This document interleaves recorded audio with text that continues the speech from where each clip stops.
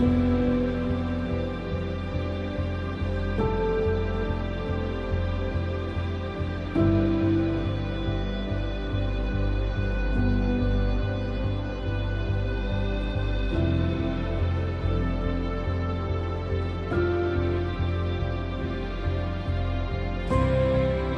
ti no hay oscuridad, dueño de toda verdad, Dios eterno, Dios de gracia.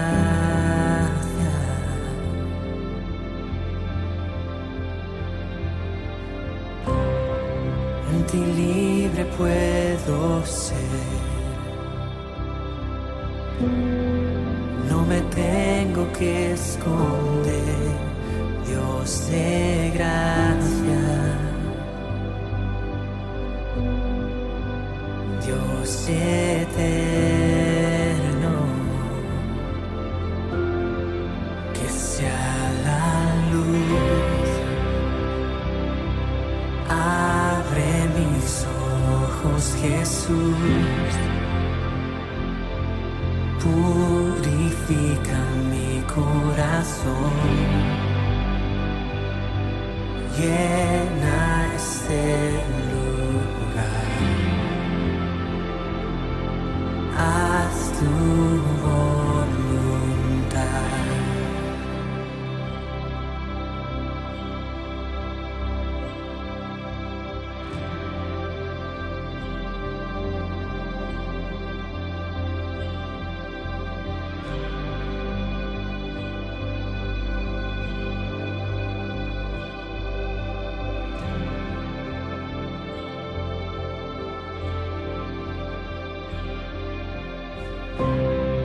No hay barreras en tu amor, tú no haces acepción, Dios del cielo, Dios de gloria.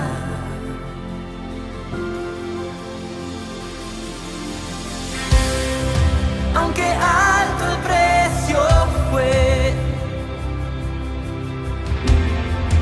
tú lo harías otra vez, Dios de gloria,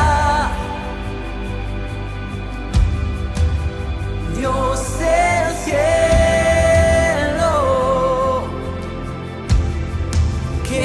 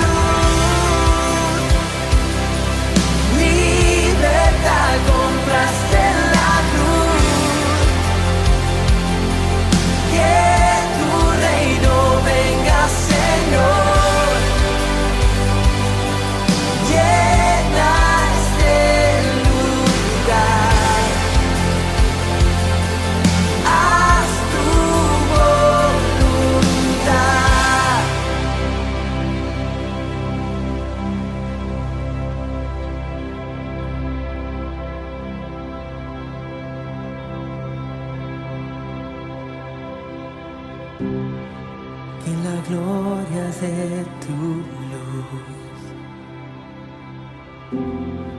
Resplandezca en mí, Jesús.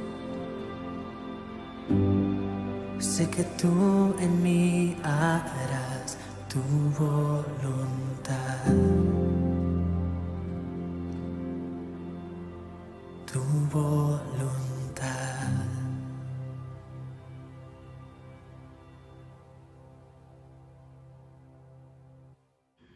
Dios te bendiga, amado hermano. Qué alegría, qué gozo estar contigo otra vez aquí en la palabra de Dios. Te invito a leer uno de mis salmos favoritos, quizás también es uno de tus favoritos. El Salmo 27 es un salmo precioso, lleno de esperanza y de fortaleza. El tema del mensaje es: ¿qué puedes esperar de Dios frente a la adversidad? ¿Qué promesas te dio? ¿Qué garantías te da Dios en los tiempos difíciles? Y este salmo está repleto de ellas. Vamos a concentrarnos en 4, pero quiero que lo leamos juntos. Dice así la palabra de Dios: Jehová es mi luz y mi salvación, Jehová es la fortaleza de mi vida, ¿de quién he de atemorizarme? Cuando se juntaron contra mí los malignos, mis angustiadores y mis enemigos para comer mis carnes, ellos tropezaron y cayeron. Aunque un ejército acampe contra mí, no temerá mi corazón. Aunque contra mí se levante guerra, yo estaré confiado. Una cosa he demandado a Jehová, esta buscaré: que esté yo en la casa de Jehová todos los días de mi vida, para contemplar la hermosura de Jehová y para inquirir en su templo. Porque Él me esconderá en su tabernáculo en el día del mal, me ocultará en lo reservado de su morada, sobre una roca me pondrá en alto. Luego levantará mi cabeza sobre mis enemigos que me rodean, y yo sacrificaré en su tabernáculo sacrificios de júbilo. Cantaré y entonaré alabanzas a Jehová. Oye, oh Jehová, mi voz con que a ti clamo. Ten misericordia de mí, respóndeme. Mi corazón ha dicho de ti: buscad mi rostro. Tu rostro buscaré, oh Jehová. No escondas tu rostro de mí. No apartes con ira a tu siervo, mi ayuda has sido. No me dejes ni me desampares, Dios de mi salvación. Aunque mi padre y mi madre me dejaran, con todo Jehová me recogerá. Enséñame, oh Jehová, tu camino. Guíame por senda de rectitud a causa de mis enemigos. No me entregues a la voluntad de mis enemigos, porque se han levantado contra mí testigos falsos y los que respiran crueldad. Hubiera yo desmayado si no creyese que veré la bondad de Jehová en la tierra de los vivientes. Aguarda, Jehová, esfuérzate y aliéntese tu corazón. Sí, espera a Jehová. Dios bendiga su palabra. Oh Padre, cómo no llenarnos de alegría, de gozo y de fe cuando escuchamos tu palabra inspirada, escrita por un hombre que sufrió y enfrentó grandes adversidades, pero que estaba seguro de que tú estabas con él aún en esos momentos difíciles. Y Señor, nosotros podemos compartir esa esperanza, porque Jesucristo, nuestro testigo fiel, es intensamente bueno y fiel, el gran pastor de sus ovejas, y conoce a cada una de ellas por nombre, y conoces a cada uno de mis hermanos por nombre, y me conoces a mí, y eres el Dios que nos levantas. Así que háblanos en esta oportunidad y trae esperanza y fortaleza a nuestro corazón y a nuestro espíritu, y llévate la gloria por lo que vas a hacer en nosotros en este día. En Cristo Jesús te lo pedimos todo.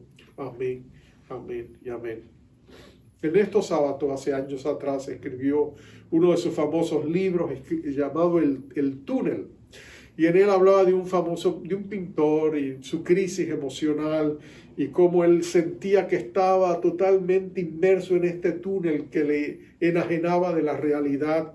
Al final tú lo encuentras, el libro lo escribe desde la cárcel porque él cometió un crimen, pero él dice que es que estaba metido en ese túnel y las consecuencias de sus acciones, muy existencialista, el libro casi nihilista, era precisamente eso, que él estaba inmerso en un mundo sobre el cual sentía que no tenía control, separado de la realidad más grande que él hubiese querido pensar.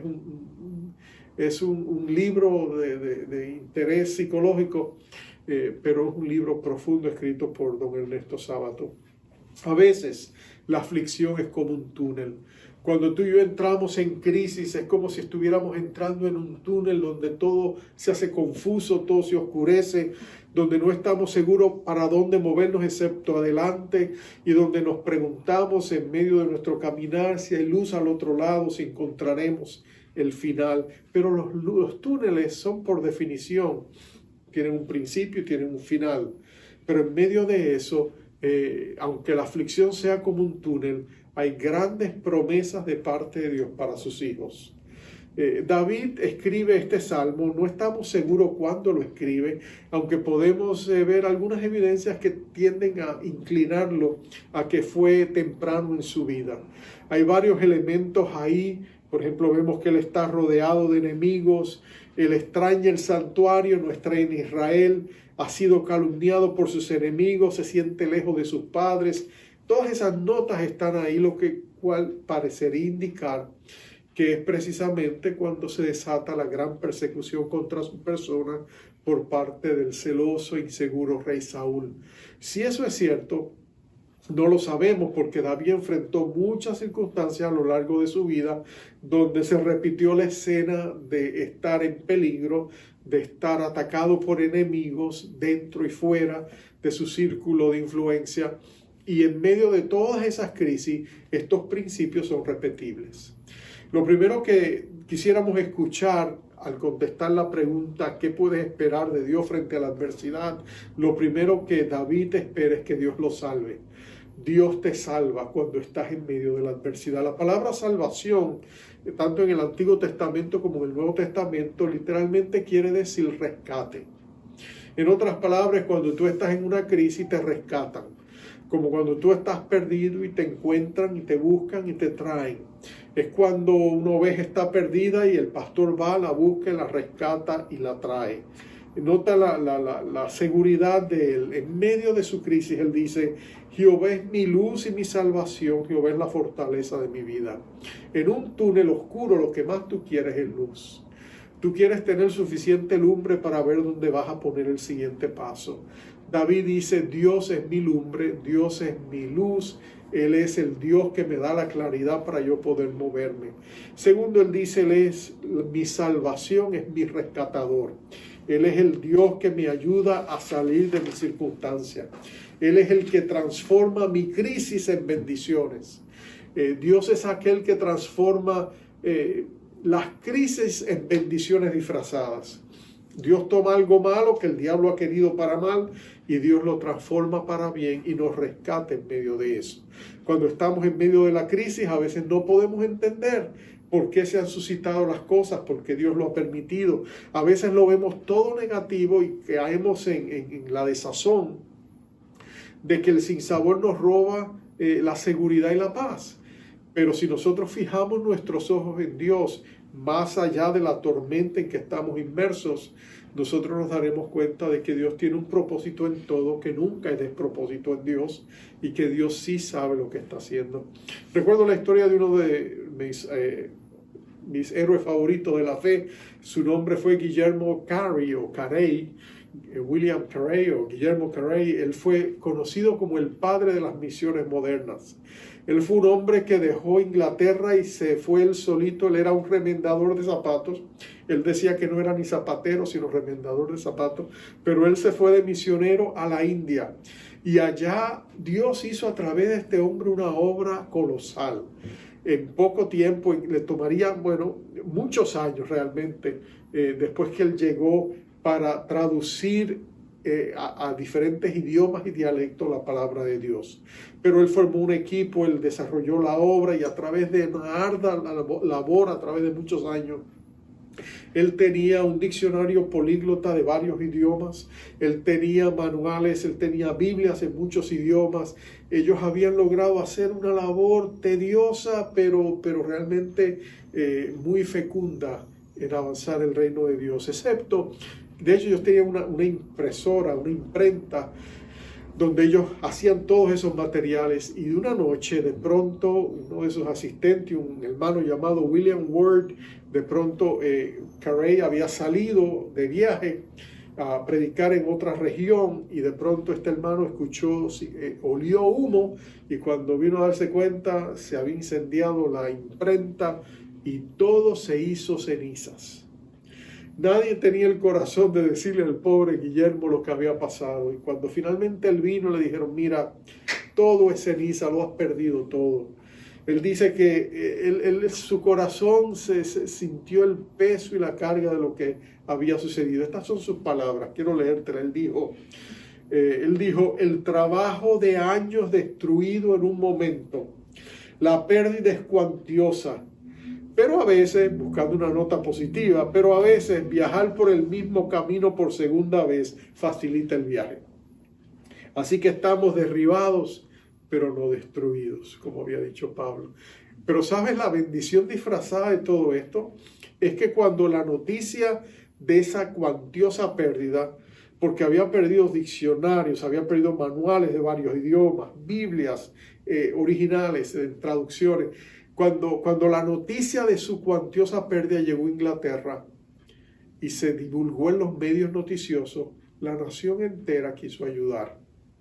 Se levantaron miles de libras esterlinas, era la moneda de ese tiempo, y no solamente esos voluntarios, expertos, para cortarte la historia, en ese mismo año, estoy hablando del 1832, eso había sucedido en la primavera, antes de que terminara el año, toda esa ayuda había llegado y ellos no solamente habían reconstruido lo que habían perdido, habían avanzado mucho más allá de lo que él y algunos de sus pocos voluntarios habían podido lograr. Era como si Dios hubiera enviado una ola de ayuda que permitió que en ese año 44 nuevas versiones de la Biblia en idiomas y dialectos en la India pudiera ser lanzada al mercado. En otras palabras, lo que él pensó que era el fin de todo resultó ser una bendición disfrazada. Porque nadie como Dios para rescatarnos y ayudarnos cuando estamos enfrentando nuestras crisis. En una crisis, recuerda, Dios es nuestro rescatador. Segundo, Dios nos sonríe en las crisis. ¿Qué quiero decir con eso? Cuando digo que Dios nos sonríe, lo que quiero decirte es que Dios nos mira con agrado. Dios derrama su placer sobre nosotros. David era un hombre conforme al corazón de Dios, que literalmente en el hebreo lo que quiere decir es que él iba tras el corazón de Dios. David sabía que él no era todo lo que Dios quería que él fuese, pero en vez de sentarse a lamentarse y a llorar y crear todo sentido de inferioridad, David decía, bueno, si yo no lo soy y Dios me puede ayudar, pues me voy detrás de Dios a seguir rogándole y tocándole a la puerta para que me bendiga. Y él había encontrado en la presencia de Dios su mayor y más grande bendición. Entonces él le dice en el verso 4, una cosa he demandado a Jehová, esta buscaré, que esté yo en la casa de Jehová todos los días de mi vida para contemplar la hermosura de Jehová y para inquirir en su templo. David anhela la presencia manifiesta de Dios. Nota que aunque está distante del templo, David se consuela con la idea de que un día él le ha pedido a Dios que Dios le permita regresar a su tabernáculo para poder estar allí en la presencia de Dios. Y él estima que Dios se lo va a conceder. Y por eso él quiere volver allá para sacrificar en su tabernáculo sacrificios de júbilo, cantar y entonar alabanzas a Jehová. Él está buscando el rostro de Dios. Y tú puedes entender que ante esa petición Dios no puede hacer otra cosa que agradarse de su siervo, sonreírle. Dios sonríe. La bendición sacerdotal de número 5, cuando te dice Jehová te bendiga y te guarda y haga resplandecer su rostro sobre ti, te está diciendo que Dios quiere sonreír sobre ti y darte misericordia. Dios quiere levantar su rostro sobre ti nuevamente y darte shalom, paz, bienestar total, integral. Dios quiere bendecirte y eso es lo que significa cuando Dios te mira con agrado, porque tú anhelas su presencia.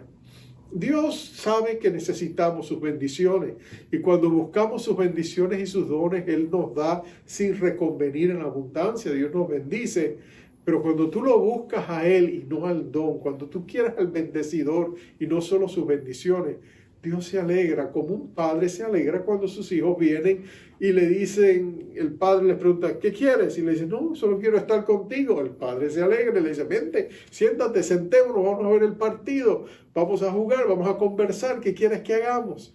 Cuando hay amor, el padre o la madre se alegra que sus hijos le busquen, cuando él anhela que ellos lo hagan, ¿no es cierto? Dios desea que busquemos su presencia. Una de las historias más fascinantes que yo siempre he encontrado es la historia de Nicolas Herman. Él era un francés. Nicolas Herman, él había nacido en Lorraine, Francia, y era un hombre que había crecido, un joven, se había metido en el ejército a los 18 años y allá le habían lastimado su brazo. Él había quedado deshabilitado, pero logra venir, consigue un trabajo con un oficial de gobierno y entonces él trabaja para esta persona.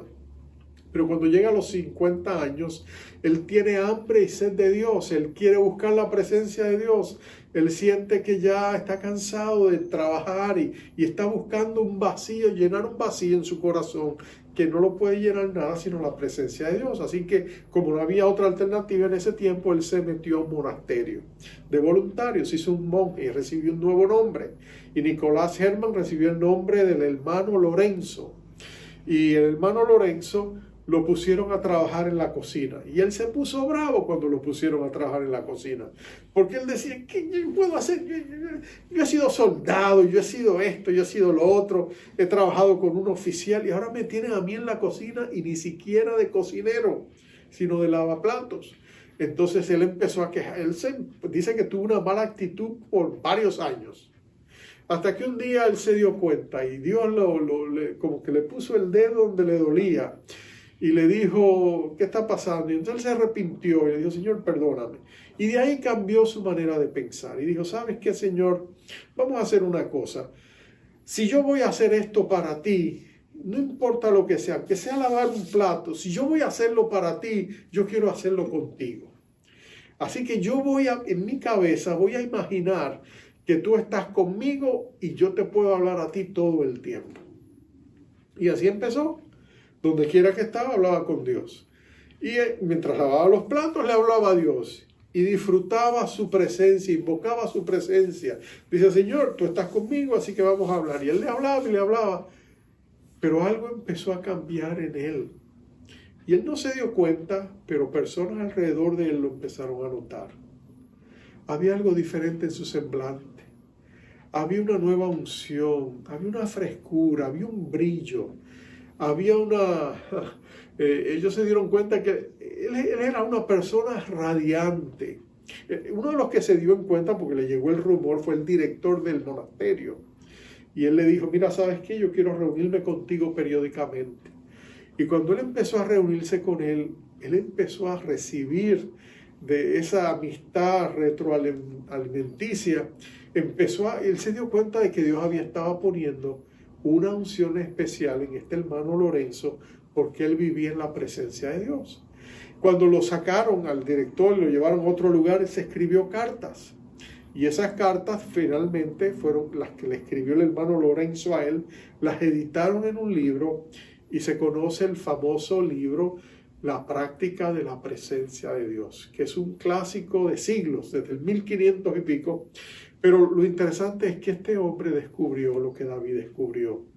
Qué preciosa es la presencia de Dios. Qué precioso es cuando tú sacas tiempo y abres tu corazón y sencillamente tratas de comunicarte con Él. No con una lista de peticiones que tú quieres marcar y pedir que no se te quede nada, sino cuando tú buscas la relación con el Todopoderoso Dios. Y tú le dices, Señor, yo quiero conocerte. Señor, yo quiero experimentarte. Señor, yo solo quiero estar contigo. No tenemos que hablar. Sentémonos juntos. Yo solo quiero saber que tú estás conmigo. Y cómo el corazón de Dios se agrada cuando tú te acercas a Él de esa manera. Otra historia es la de otro hermano llamado Frank Lovac. Frank Lovak era un misionero que se había fundido en Hawái.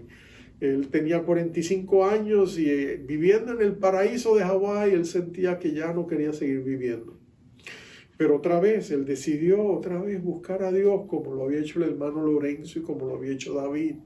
Y él empezó a buscar a Dios y empezó a poner a Dios en sus pensamientos.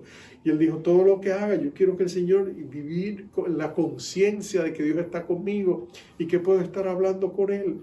Y a medida que él empezó a hacer esto, algo empezó a cambiar dentro de él. Él fue renovado. Este hombre que estaba ya en el camino de la fundición, llegó a ser, la revista Time lo nombraría ahí el hombre del año.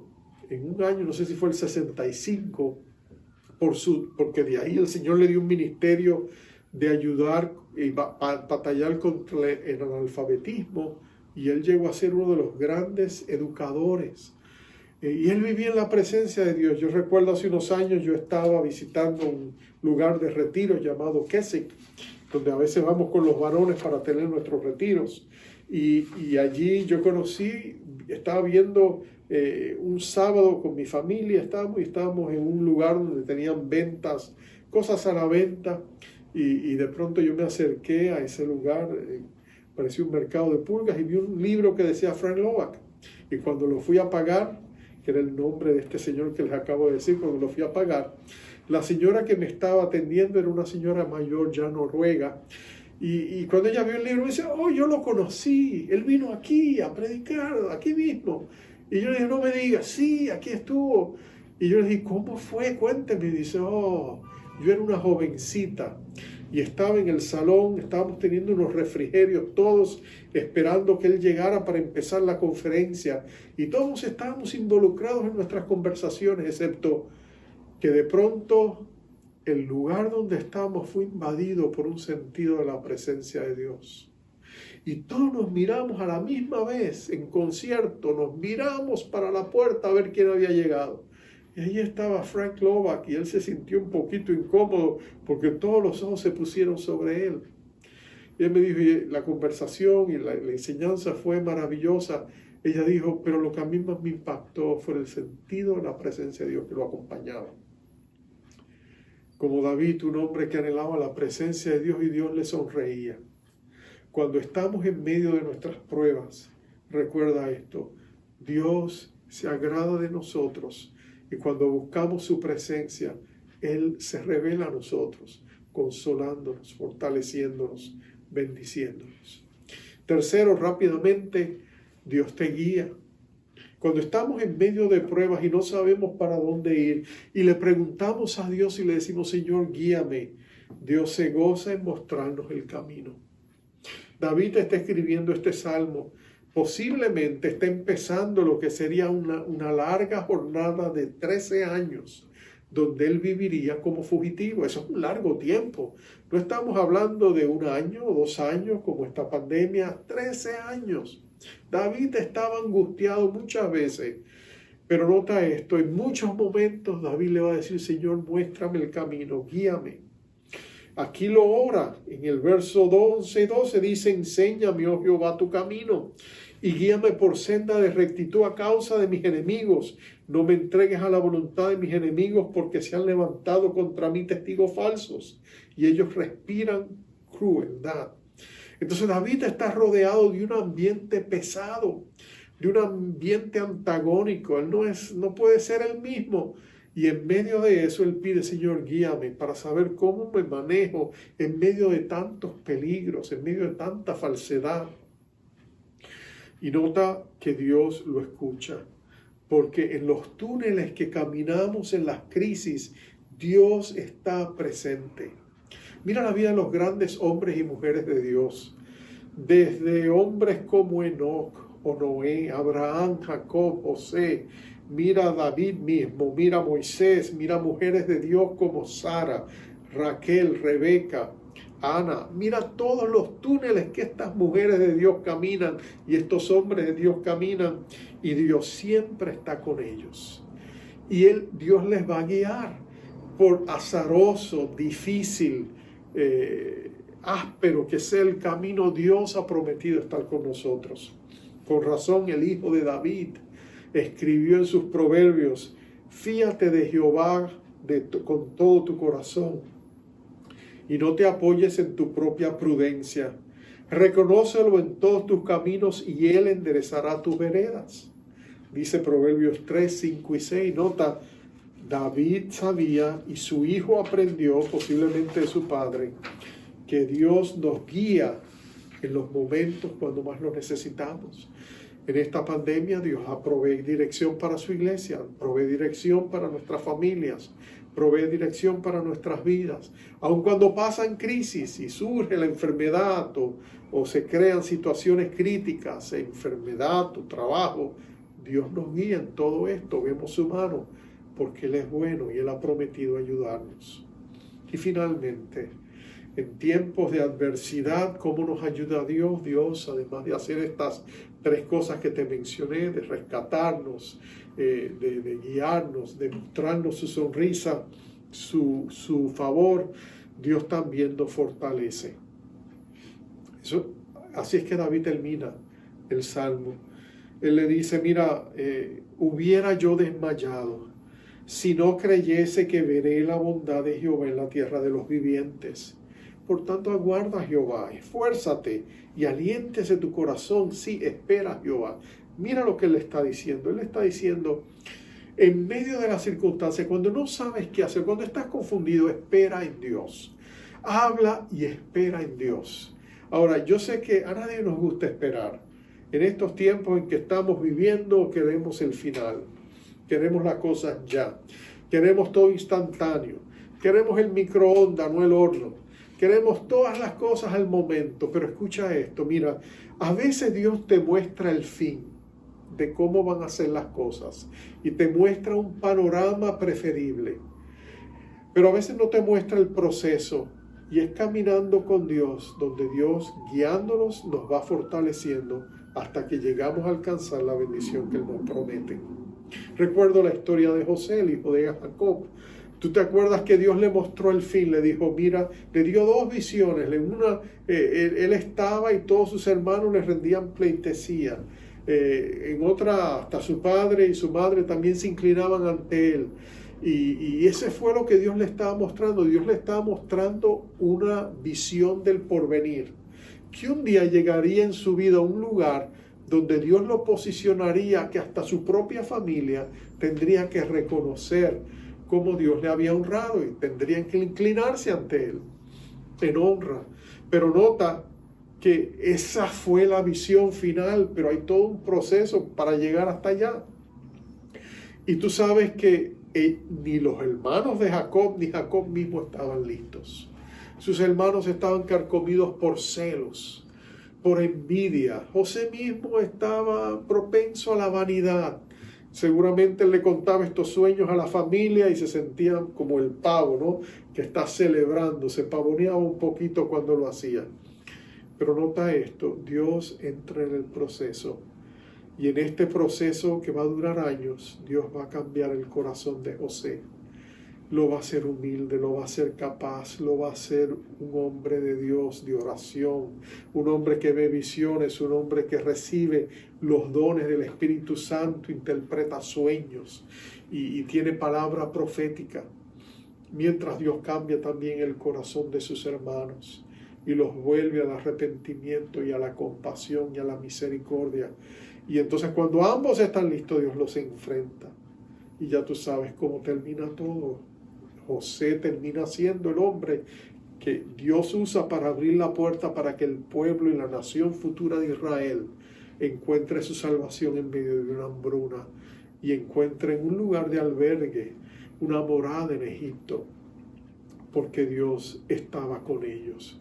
Porque en medio de todas esas crisis, Dios les rescató, Dios les mostró su favor, Dios les guió y Dios les fortaleció, y Dios hará lo mismo contigo. En esta pandemia tú sabes que hemos vivido momentos difíciles y los seguimos viviendo. Pero ten la seguridad de que Dios está contigo. Dios nunca te desamparará, nunca te dejará, aun en las pérdidas más dolorosas. Él te consolará, te fortalecerá y te levantará porque Dios te ama. Porque si tú eres un hijo, una hija de Dios, Tú eres una joya que Dios considera valiosa. Tú y yo no somos como pañuelos de papel que son usados y tirados al piso.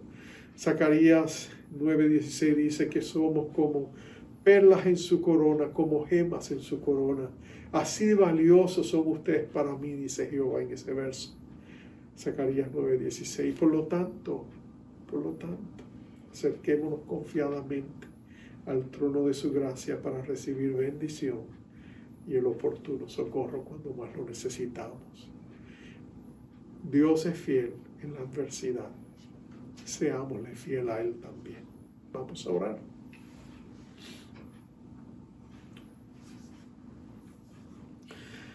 Padre, tú conoces el corazón de cada uno de mis hermanos que estamos compartiendo este mensaje. Yo sé que tu palabra que nunca vuelve a ti vacía ha llegado al corazón de ellos y es posible que ellos estén pasando por momentos difíciles de adversidad. Oh Padre, yo te pido que en el nombre de Cristo Jesús tú traigas consuelo, fortaleza y paz. Que en medio de la adversidad ellos sepan que tú eres su rescatador, que tú eres el Dios que muestra su favor y tu sonrisa a sus vidas. Que tú eres el Dios que anhela que te busquen y busquen tu presencia, porque tu presencia trae consuelo, fortaleza, fe, bendición, paz. Que tú les guíes paso a paso en cada situación, en cada decisión, pero que también tú, oh amado Dios, manifiestes tu gloria y tu poder. Oh Padre, fortaleciendo sus vidas. Oh Dios, ven sobre ellos con poder de lo alto. Ven sobre nuestras vidas. Levanta tu iglesia al bien que tienes preparado para ella. Y ayúdanos a ser parte de lo que está por venir. Tiempos gloriosos, espléndidos, radiantes. Tiempos de gozo y alegría para tu pueblo. Lo declaramos por fe. En el nombre precioso de nuestro Rey Jesucristo. Nuestro amado Salvador, que en la cruz del Calvario lo dio todo por nosotros, que se hizo pobre para enriquecernos y que por su sangre preciosa hoy podemos estar delante de ti, adorando y bendiciendo tu glorioso nombre. A Él sea la gloria por los siglos de los siglos. Amén, amén y amén. Amados, Jehová te bendiga y te guarde. Jehová haga resplandecer su rostro sobre ti, tenga de ti misericordia. Jehová alce sobre ti su rostro y ponga en ti paz. Bendiciones, amados.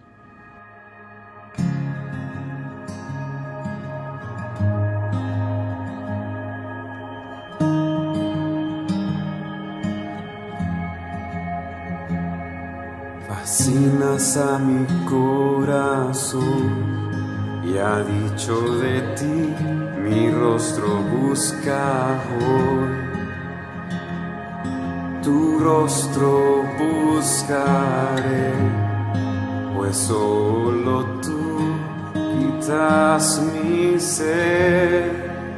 Esto busco, esto anhelo, en tu casa siempre estar, contemplando tu hermosura. Conocerte más y más.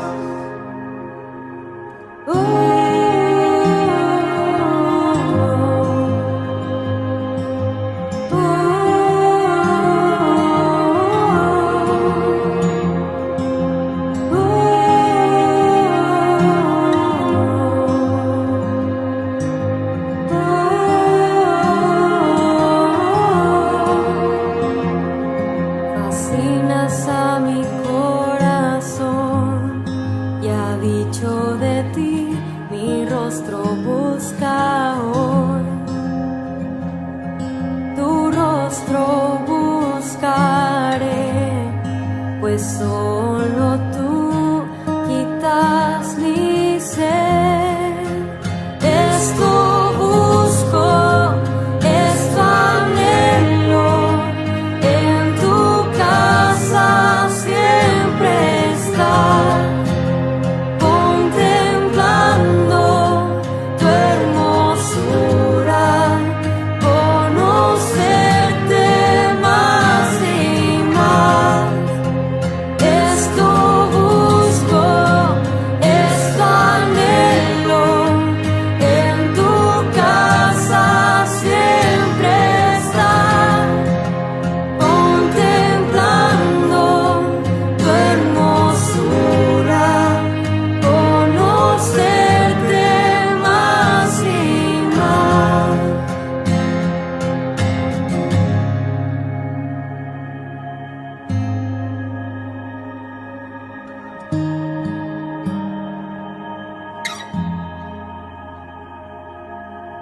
esto busco, esto anhelo, solo a ti, más de ti.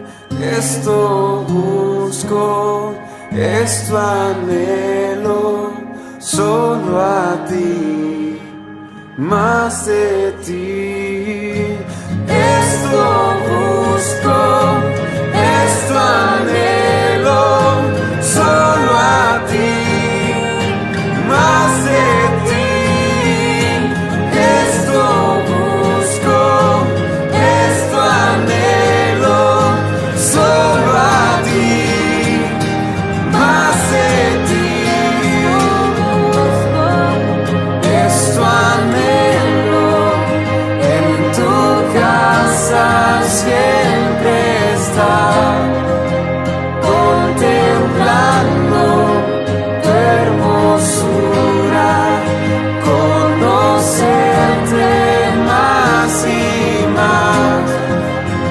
Esto busco, esto anhelo, en tu casa siempre estar, contemplando tu hermosura.